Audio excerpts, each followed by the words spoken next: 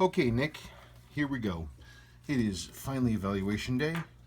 I always want to have evaluation days like once a week. That's always my goal. And, because I'm the only guy here, things change and things get away from me, or a job turns out to be bigger than we expected, and it just sort of gets funky. And so, evaluation days happen when they happen, but it's happening now.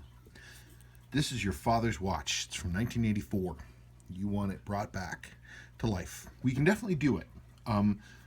Normally what happens is that I put your watch up to power and I put it on my time grapher. Your watch has a bad balance. The hairspring is all jacked up.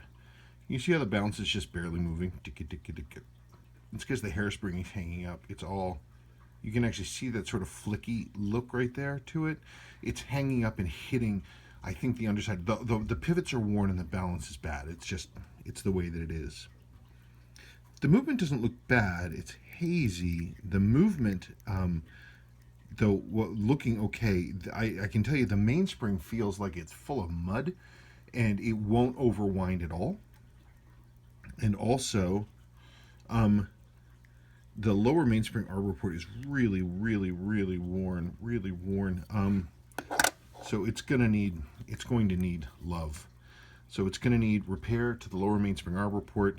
It's going to need a balance for sure. Obviously, it's going to need a case rebuild because the seals are old. I can see the case back seal is bad. The watch itself, it's original. It's an original watch, but it's had a fair amount of moisture in here. See how the loom is sort of soft and saggy looking? Water gets in and it sits on these things, and it does different things different ways. This is one of the effects of water that I see, where it gets kind of loose like this. Now, I have a kind of relooming that I do with a loom that I invented, which mimics old Seiko loom, and we could do that. Keep your original handset, because the handset's not corroded, actually. It's hazy, but it's not corroded. That's what I might consider doing, or leave the original loom. I wouldn't do anything else. Your dial's not bad, actually. Dial's pretty good. It's faded here. Crystal's obviously roached. Insert has some wear, but it's the original insert to the watch. Generally, it looks okay. Yeah, I can definitely feel, boy, your crown seal is just like glue.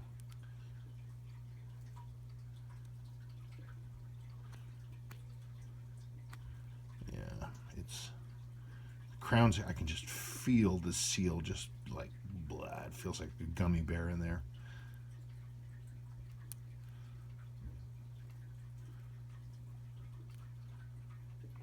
It needs everything. It needs the seals, needs service, needs a rebuild. Now, you had talked in your email to me about wanting to dive with this watch.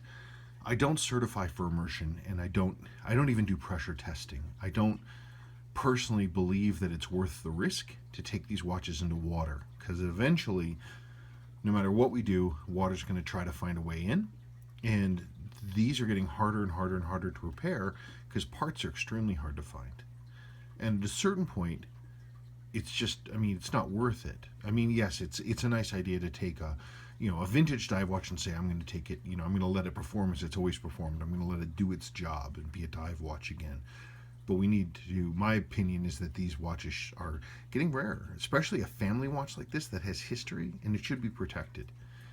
So I don't service it. I don't pressure test. I don't certify for immersion, and I strongly recommend taking these watches into water again once they're done. It just